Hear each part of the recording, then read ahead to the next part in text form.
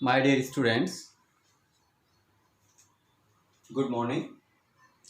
जैसा कि हम ग्रामर सीरीज में अभी जो सबसे पहले हमारे आरबीएससी पैटर्न के अनुसार जो हम टेंस को समझते हैं, पढ़ते हैं, उसी सीरीज में हम जो नेक्स्ट जो एक्सरसाइज सॉल्व करते हैं, जैसा कि पिछले वीडियो में हमने पास्ट परफेक्ट टेंस को पढ़ा, अच्छे से इसके सेंटेंसेस को बनाने के तरीके को समझा। तो अब जो एक्सरसाइज सॉल्व कर रहे हैं ये पास्ट परफेक्ट टेंस से रिलेटेड ही है और इसमें कुछ एक सेंटेंसेस सिंपल पास्ट के भी साथ में आते हैं, जैसा कि बोर्ड पैटर्न में सवाल पूछे जाते हैं। तो सेंटेंस सॉल्व करने की जो लैंग्वेज हमारी बोर्ड का जो पेपर पैटर्न होता है उसके अकॉर्डिंग ये रहती है। जैसा कि हमारा आरबीएससी का मेरे पास सेकेंडरी एग्जामिनेशन 2019 का पेपर है और इसमें हमारे सेक्शन सी में क्वेश्चन नंबर 14 जो रहता है उस प्रकार से होता है कि लैंग्वेज कई बार fill in the blanks with correct form of the verbs given in the brackets, ये भी दे रखी होती है। कई बार complete the sentences with suitable form of the given verbs दे रखी होती है। तो इसी कड़ी में हम इन सेंटेंसेस को सॉल्व करते हैं, समझते हैं। He said he given bracketed verb be plus not। समझना है कि be के साथ यहाँ not दिया हुआ है, बी की फॉर्म यूज करनी है और साथ में नॉट को भी यूज करना है और इस प्रकार से जो सेंटेंस बने उसे बनाना है। तो he said he be plus not की फॉर्म यूज करनी है, प्रेजेंट एट दैट मॉर्निंग। और जैसा कि हम अच्छी तरीके से समझते हैं कि एट दैट मॉर्निंग जिस समय हमने टेंस पढ़े उसमें हमने पढ़ा कि एट दैट मॉर्निंग या एट दैट मोमेंट ये पास्ट टेंस को दिखाते हैं। जनरली पास्ट कंटिन्यूस टेंस में यूज होते हैं और या हमें बी की फॉर्म भरनी है तो वॉज और वर में से जो या सब्जेक्ट यूज हो रहा है उसके अकॉर्डिंग यूज हो जाएगी। ही सेड ही और बी की कौन सी फॉर्म यूज होगी? वॉज और साथ में नॉट लेटर का नॉट को यूज कर ले। तो इस प्रकार से ही said he was not present at that morning. तो इसका ट्रांसलेशन इस प्रकार से हो जाएगा, उसने कहा कि वह उस क्षण उस सुबह वहां उपस्थित नहीं था। इस प्रकार से हमारा ये एक मीनिंगफुल सेंटेंस जो ट्रांसलेशन में भी फिट बैठता है। दूसरा sentence, John wanted to know why Mary given verb is come home late. तो यहाँ जो सेंटेंस है इसमें पहले जॉन वांटेड टू नो या सिंपल पास्ट टेंस यूज हो रहा है और जब सेंटेंस में एक जगह पार्ट में सिंपल पास्ट टेंस यूज होता है तो उसी सेंटेंस में हम दूसरी जगह जो फिलअप करते हैं सेंटेंस को वो पास्ट परफेक्ट टेंस के नियमानुसार भरते हैं। जैसा कि हमने पढ़ा उस समय ये डिस्कस भी किए थे, सेंटेंस भी खूब सारे हमने बनाए थे। तो ये देखना है कि यहाँ सिंपल पास्ट यूज हो रहा है तो जो यहाँ मेरी जो वर्ब जो सब्जेक्ट दे रखा है इसके साथ आने वाली वर्ब वो आएगी पास्ट परफेक्ट टेंस के अनुसार आएगी। और हम अच्छी तरीके से जानते हैं, हमने पढ़ा कि पास्ट परफेक्ट टेंस में जो सेंटेंस बनाते हैं सभी सेंटेंसेस में हेल्पिंग वर्ब का प्रयोग होता है और हेल्पिंग वर्ब के साथ साथ वर्ब की थर्ड फॉर्म आती है। तो जो ये इसमें हेल्पिंग वर्ब हेड भर देंगे हम, हेड, और कम की थर्ड फॉर्म कम, कैम, कम, थर्ड फॉर्म हो जाएगी कम। वापस हेड कम हो लेट। जॉन ये जानना चाहता था कि मेरी देरी से घर क्यों आई थी। इसका ट्रांसलेशन हो जाएगा, John wanted to know why Mary had come home late. Next sentence की ओर बढ़ते हैं। Until he given verb is explain the students not understand। Until he के साथ या हम सिंपल पास्ट टेंस की सीक्वेंस को फॉलो करेंगे, क्योंकि इस टेंस में जो हम पढ़ते हैं वो ये रहता है कि कई बार जो दो एक्शन जो हैपन होते हैं, दो घटनाएं जो घटित होती है और जो दोनों पास्ट में होती है, तो हम फॉर्मर एक्शन को शो करने के लिए पास्ट परफेक्ट यूज करते हैं और लेटर एक्शन को शो करने के लिए सिंपल पास्ट टेंस यूज करते हैं। अर्थात जो घटना पहले हुई है उसको लिखने के लिए पास्ट परफेक्ट टेंस, जो पहले हुई है उसको पास्ट परफेक्ट टेंस, और जो घटना बाद में हुई है, लेटर हुई है, उसे सिंपल पास्ट में लिखते हैं। तो until ही एक्सप्लेन की कौन सी फॉर्म लिख देंगे, सेकंड फॉर्म लिखेंगे। तो हम अच्छी तरीके से जानते हैं कि सिंपल पास्ट टेंस के रूल्स को हम रिकॉल करते हैं, तो उनमें हमने ये पढ़ा कि सिंपल पास्ट टेंस के अफर्मेटिव में वर्ब की सेकंड फॉर्म, कौन सी फॉर्म डालनी है, वर्ब की सेकंड फॉर्म। तो एक्सप्लेन की सेकंड फॉर्म क्या हो जाएगी, एक्सप्लेन एक्सप्लेन।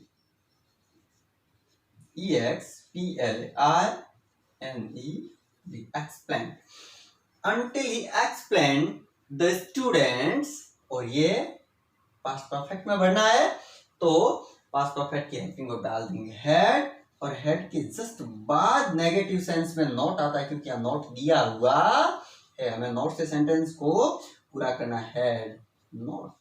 और जो अंडरस्टैंड जो मुख्य क्रिया है, मेन वर्ब है, इसकी थर्ड फॉर्म अंडरस्टैंड, अंडरस्टूड, तो ये अंडरस्टूड हो जाएगा।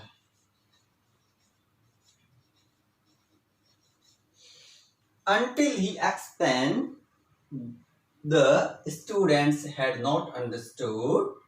इस प्रकार से इस सेंटेंस को हम पूरा कर लेंगे। तीसरा सेंटेंस हमारा पूरा हो गया। नेक्स्ट सेंटेंस हमारा चौथा सेंटेंस है वो इस प्रकार से है, he given verb is go blind before he, और बी दे रखा है 9 years of एज। इस सेंटेंस को जब हम पूरा करेंगे तो या जो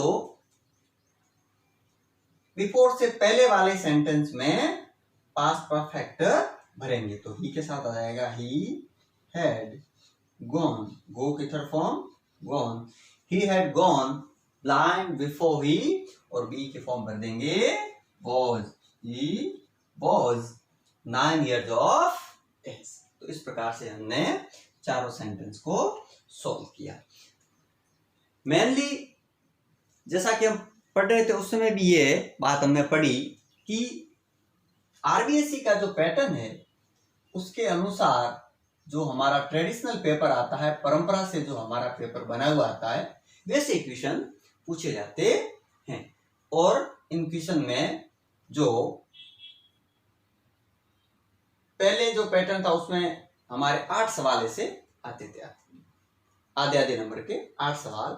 लेकिन इस साल का जो मैंने पेपर देखा, जो 2020 का जो इंग्लिश का पेपर था, उसमें 6 सवाल पूछे गए थे। तो कभी कभार 1 या 2 सवाल प्लस माइनस भी बोर्ड अपने हिसाब से कर लेता है, पर हमें ये ध्यान रखना होता है कि इनमें अच्छी तरीके से टेंस की कॉन्सेप्ट को समझ के हमें फिलअप करना होता है। तो इसका स्क्रीनशॉट ले ले, फिर हम अगले जो एक्सरसाइज में जो सेंटेंसेस दे रखे हैं उन्हें हम सॉल्व करते हैं। नेक्स्ट जो सेंटेंस है, the fire given verb is burn for 3 hours when the fireman given verb is arrived। जो इस सेंटेंस को हम फिलअप करेंगे, पहले जो सेंटेंस का जो पार्ट आ रहा है इसमें पास्ट परफेक्ट टेंस आएगा। तो द फायर के साथ हेड आ जाएगा, हेड, और बर्न की third form BURNT। The fire had burn for 3 hours when the fireman, और अराइव की कौन सी फॉर्म आ जाएगी सिंपल पास्ट में? Arrive, ARRIVED। तो यहाँ जो पांचवा हमारा सेंटेंस है, इसमें पहले हम जो भरेंगे वो पास्ट परफेक्ट टेंस के अनुसार इसकी हेल्पिंग वर्ब हैड और बर्न की थर्ड फॉर्म भरेंगे, तो हैड बर्न्ड हो जाएगा। और जो दूसरा ब्लैंक स्पेस है उसमें गिवन वर्ब जो अराइव है, इसकी सेकंड फॉर्म अराइव्ड आएगी। नेक्स्ट जो सेंटेंस है, sentence number 6, his neighbour will not speak to him until he given verb is apologize। तो यहाँ जो विल की जो पास्ट फॉर्म आएगी और जिसे हम वुड कंसिडर करते हैं, तो वुड आएगी यहाँ। His neighbor would not speak to him until he, और यहाँ until he के साथ हमारी जो टेंस जो सीक्वेंस आएगा वो आएगा पास्ट परफेक्ट, तो ही के साथ हम had apologized, APOLOGIZED।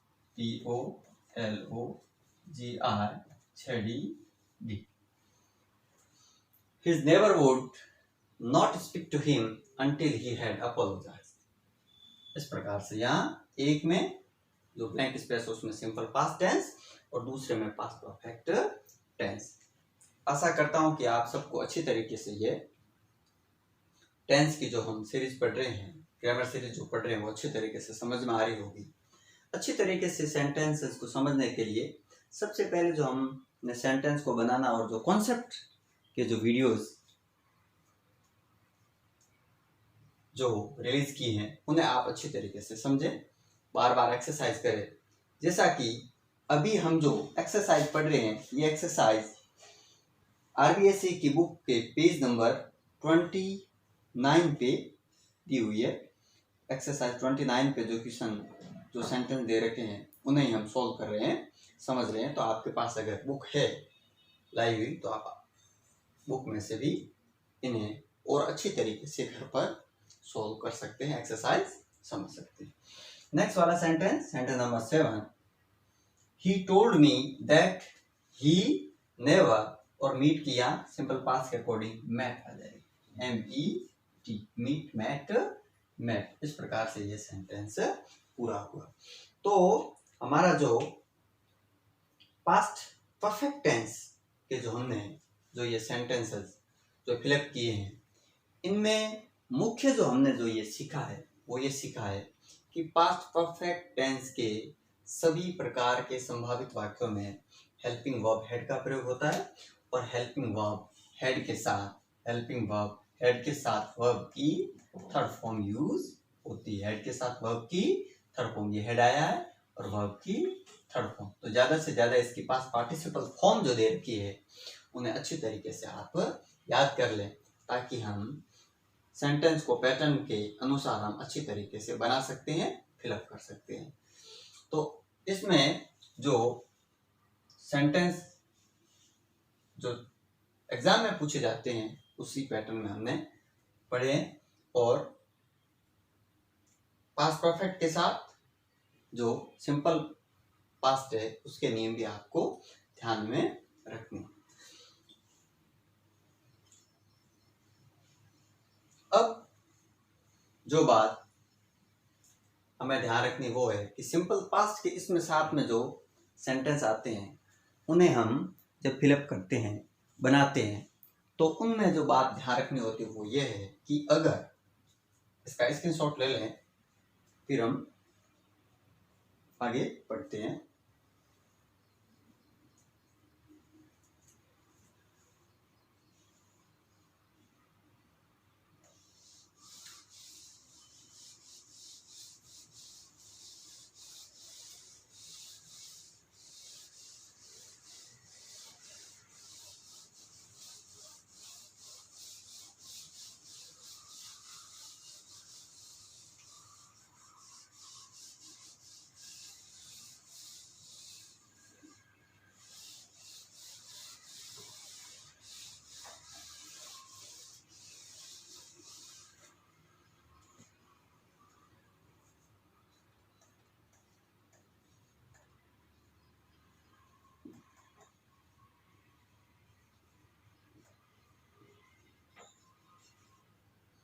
Past perfect tense सभी संभावित वाक्यों में, भले अफर्मेटिव हो,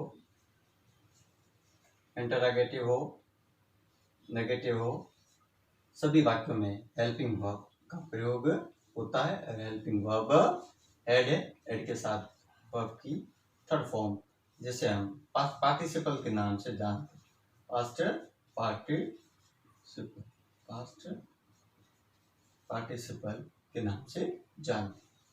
तो एड के साथ पास्ट पार्टिसिपल फॉर्म यूज होती है, अफर्मेटिव में भी, इंटरोगेटिव में भी,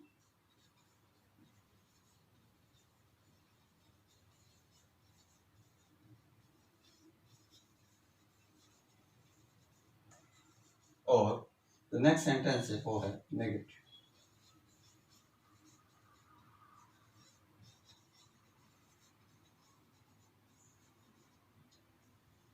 सभी वाक्यों में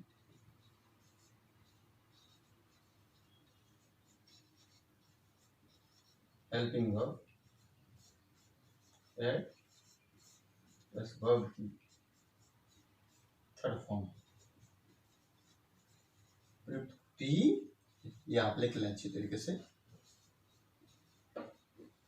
और इसका स्क्रीनशॉट भी ले लें। ये पास्ट परफेक्ट टेंस की मुख्य बात है कि हम अफर्मेटिव, इंटरोगेटिव और नेगेटिव जो सेंटेंस जो इसके बनते हैं सभी वाक्यों में हेल्पिंग वर्ब एड का प्रयोग करते हैं और साथ में वर्ब की थर्ड फॉर्म आवश्यक रूप से प्रयुक्त होती है। इसका स्क्रीनशॉट ले लें, इसे लिख लें अच्छी तरीके से। फिर हम इसके साथ जो सिंपल पास्ट टेंस पढ़ रहे हैं, जो इसके साथ सिंपल पास्ट टेंस के भी जो सेंटेंसेस आते हैं उन्हें हम एक बार से और अच्छे से रिकॉर्ड कर लेते हैं।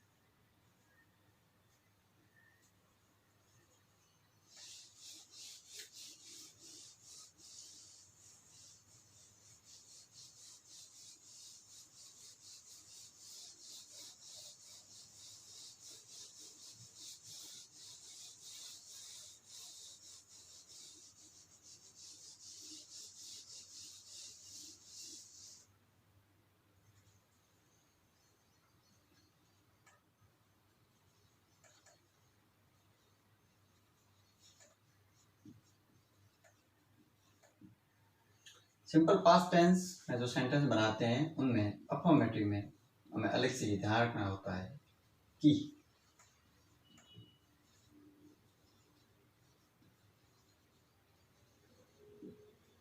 सब्जेक्ट के साथ वर्ब की सेकंड फॉर्म और ऑब्जेक्ट है तो सब्जेक्ट और सब्जेक्ट के साथ वर्ब की सेकंड फॉर्म अफर्मेटिव में हमें ये मुख्य रूप से ध्यान रखना होता है। अफर्मेटिव के अलावा दूसरे सेंटेंस हो जैसे इंटरोगेटिव,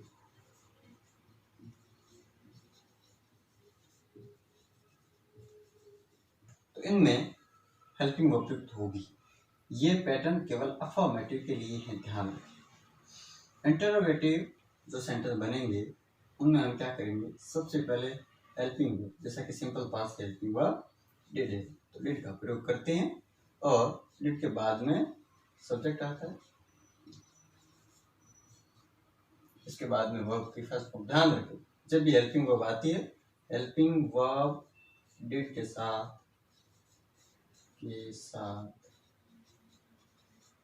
हमेशा वर्ब की फर्स्ट फॉर्म प्रयुक्त होती।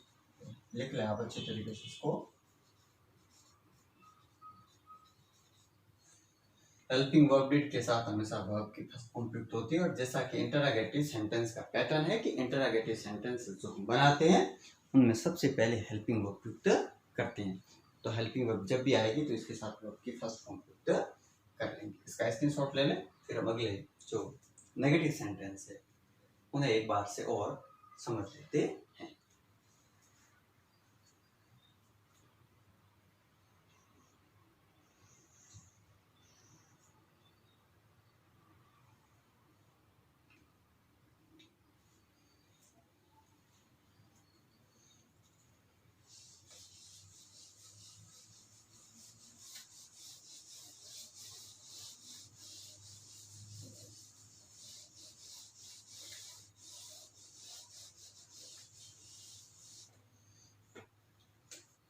नेगेटिव।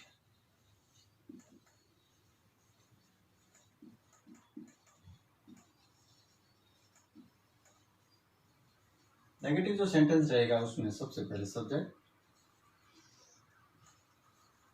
इसके बाद में हेल्पिंग वर्ब डिड,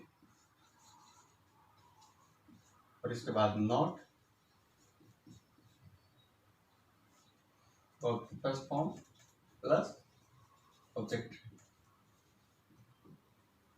जैसे एक सेंटेंस जो हम ले रहे हैं उसे हम अलग अलग से सभी प्रकार की वाक्यों में उसे कन्वर्ट करते हैं। ही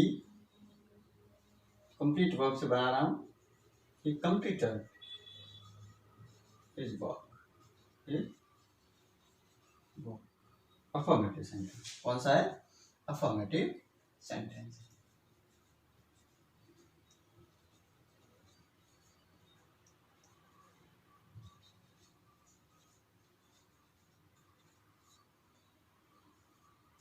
इसी को अगर हमें इंटरोगेटिव में बनाना है, इसी सेंटेंस को इंटरोगेटिव में अगर बदलना है, तो इंटरोगेटिव में बदलने के लिए हम संबंधित हेल्पिंग वर्ब पहले यूज कर लेंगे, डिड का प्रयोग पहले कर लेंगे, और डिड के जस्ट बाद में क्या लिखेंगे?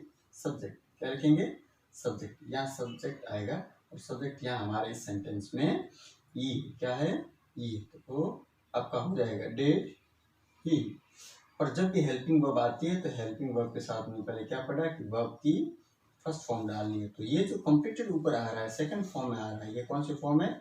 सेकंड। इसकी हमें फर्स्ट फॉर्म यूज करनी है, तो डिड ही कंप्लीट हो जाएगा। Did he complete is a work. इस प्रकार से ये हो जाएगा, क्वेश्चन मार्क आ जाएगा। ये हमें मेनली ध्यान रखना है कि जो इंटरोगेटिव सेंटेंस जो बनाते हैं उनमें हमें अच्छी तरीके से ये ध्यान रखना है कि हेल्पिंग वर्ब का प्रयोग करना है, और हेल्पिंग वर्ब के साथ वर्ब की फर्स्ट फॉर्म यूज होती है। अब अगर इसी सेंटेंस को हम नेगेटिव में बनाए, तो नेगेटिव में जैसा कि हमें अच्छी तरीके से पता है कि हम इन सेंटेंस में नॉट का प्रयोग करते हैं, और सब्जेक्ट से ही सेंटेंस की शुरुआत होती है। तो ही डिड नॉट या डिडंट, ही डिड नॉट या डिडंट दोनों लिख सकते हैं आप। Complete is work and full stop. इस प्रकार से नेगेटिव सेंटेंस बन जाएगा। तो हम अच्छी तरीके से हमने ये रूल्स पढ़े, और रूल्स में ये हमने समझा कि जो पास्ट परफेक्ट टेंस के जो आरबीएससी के जो हमारे क्वेश्चन जो आते हैं उनमें सिंपल पास्ट टेंस के सेंटेंसेस भी साथ में दे रखे होते हैं, और हमें अच्छी तरीके से उन्हें कंसीडर करके समझ के लिखना होता है। और कई बार एग्जाम्पल्स या जो सेंटेंसेस होते हैं उनमें दो एक्शंस साथ में घटित होती है, और दोनों पास्ट में होती है। पहली एक्शन जो फॉरवर्ड एक्शन है उसे लिखने के लिए we use past perfect, and for the latter action simple past.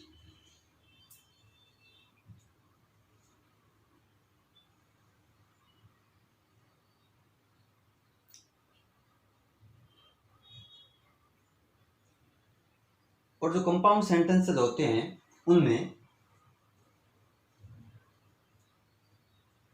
Past tense के इन वाक्यों में जो क्लोज दे रखे होते हैं उनमें सामान्यतः हम निम्न शब्दों को, निम्न वर्ड जो होते हैं उन्हें देखते हैं, जैसा कि after, before, when, until, as soon as etcetera, जो हमें इन टेंस की पहचान कराते हैं। तो इन्हें अच्छी तरीके से हमें आइडेंटिफाई करके सेंटेंस को फिलअप करना होता है।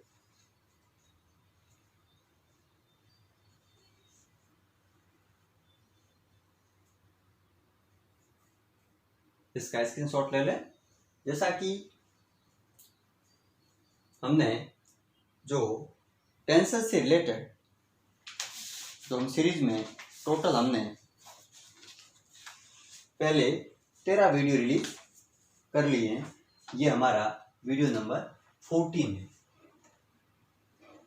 तो इनसे पहले वाले को आप सीक्वेंस से सबको अच्छी तरीके से समझे और पूरी एक्सरसाइज को अच्छे से सॉल्व करें ताकि आपके कॉन्सेप्ट क्लियर हो सके, आप अच्छे से इनको लर्न कर सके। नेक्स्ट वीडियो में हम नेक्स्ट टेंस को डिस्कस करेंगे। तब तक के लिए थैंक यू।